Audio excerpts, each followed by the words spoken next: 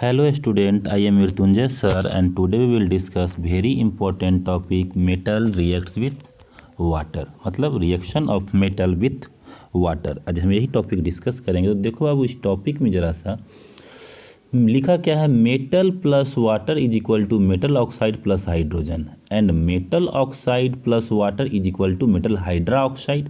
अब इसका मीनिंग क्या है, दो पार्ट में इसको हम क्यों दे रहे हैं। जैसे यहाँ पहले एग्जाम्पल देख लो, तो एग्जाम्पल देखोगे तो क्या लिखा है, Na plus H two is equal to NaOH plus H2 plus heat. तो कहोगे सर यहाँ पे तो आपने बोला कि metal plus water metal oxide plus hydrogen देगा, लेकिन यहाँ तो मेटल प्लस वाटर मतलब मेटल हाइड्रोक्साइड दे रहा है, NaOH दे रहा है, तो फिर ये तो रॉन्ग स्टेटमेंट है। तो नहीं बाबू, रॉन्ग स्टेटमेंट नहीं, ज़रा सा आप ध्यान से देखो। पहले मेटल को लो, Na लेते हैं, अब प्लस में क्या डालते हैं, H2O।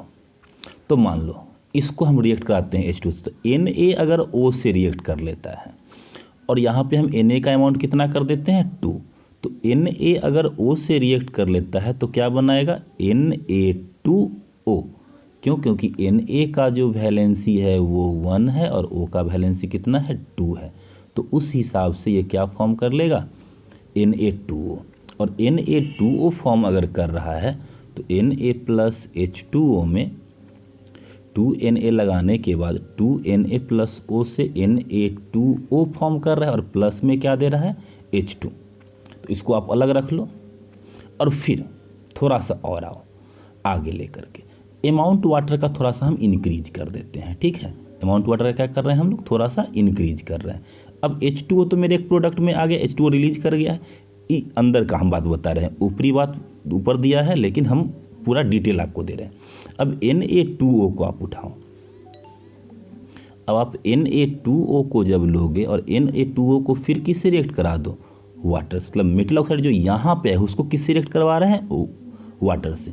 अब देखो क्या देता है, तो अब अगर देखोगे तो Na2O है और प्लस H2 है, तो ये H2O में एक H प्लस होता है और एक OH क्या होता है माइनस।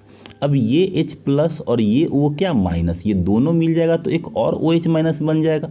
मतलब हमारे पास OH माइनस कितना हो गया 2 और Na भी कितना है 2। मतलब Na यदि Na का वैलेंसी 1 है और OH का वैलेंसी भी कितना है 1 है, तो ये क्या फॉर्म करके देगा NaOH। मतलब कि अगर यहाँ पर Na2O है और इसमें अगर हम लोग वाटर डालेंगे तो क्या फॉर्म करके देगा NaOH, वो भी कितना 2।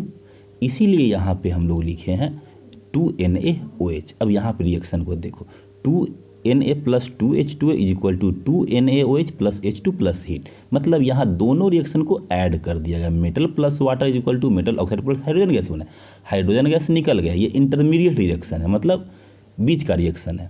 और जब फिर मेटल ऑक्साइड वाटर से रिएक्ट किया तो क्या फॉर्म करके दिया मेटल हाइड्रोक्साइड। तो हम देखें क्या क्या चीज़, मेरा फाइनल प्रोडक्ट क्या बन रहा है, एक हाइड्रोजन गैस निकला वो भी फाइनल प्रोडक्ट था, और जब एक मेटल हाइड्रोक्साइड निकल रहा है वो भी क्या है फाइनल प्रोडक्ट है। मतलब अगर यहाँ पे देखें मेटल रिएक्ट्स विथ वाटर, तो sodium reacts with water, then formation of क्या सोडियम हाइड्रा ऑक्साइड, और प्लस में हाइड्रोजन गैस क्या हो रहा है इवॉल्व हो रहा है और हीट भी क्या हो रहा है रिलीज हो रहा है।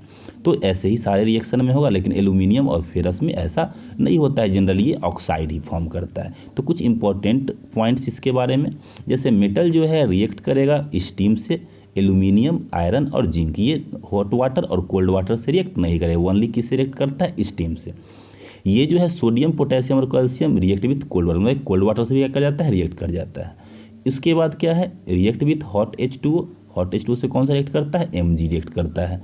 नो रिएक्शन विथ H2 से कौन कौन सा मेटल रिएक्ट नहीं करता है, तो Pb, Cu, Au और Ag रिएक्ट नहीं करता है। और उसके बाद आता है कि कौन सा मेटल जो बबल्स देते हुए उस सरफेस पे आता है, तो कैल्शियम और मैग्नीशियम क्या है जब रिएक्ट करेगा वाटर से तो वो बबल्स के साथ क्या आ जाएगा फ्लोट करने लगेगा ऊपर में। जैसा इसको हम एक एक्टिविटी से देखते हैं।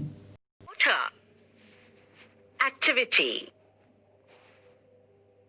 Take the sample of the same metals as in the earlier activity to perform the activities given here. Put some pieces of the sample separately in beakers half filled with cold water. Which metals reacted with cold water? Answer.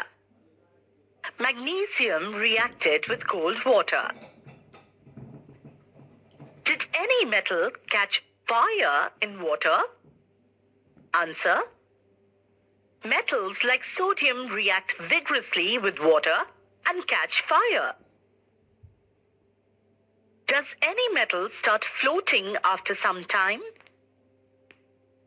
Answer: calcium starts floating after some time. Observation. Answer: metals like aluminium, iron, and zinc do not react either with cold or hot water, but they react with steam. Metals like potassium and sodium react vigorously with cold water. Sodium reacts with water to evolve hydrogen, which immediately catches fire, producing a lot of heat. It is an exothermic reaction. 2K plus 2H2O gives 2KOH plus H2 plus heat. 2Na plus 2H2O gives 2NaOH plus H2 plus heat. Calcium reacts with water less vigorously, hence the heat evolved is not sufficient for hydrogen to catch fire. Instead, calcium starts floating because the bubbles of hydrogen gas formed stick to the surface of the metal. Ca plus 2H2O gives CaOH twice plus H2. Put the metals that did not react with cold water in beakers half filled with hot water. Note your observation. Answer: the reactivity decreases in the order: magnesium is most reactive. It is more reactive than aluminium, which is more reactive than iron, which is more reactive than lead, which is more reactive than copper. Magnesium reacts with hot water to form magnesium hydroxide and hydrogen. Magnesium also starts floating since the bubbles of hydrogen gas stick to its surface. Write the equation for the above reactions. Mg plus 2H2O gives MgOH twice plus H2 gas. For the metals that did not react with hot water, arrange the apparatus as shown over here and observe the reaction with steam.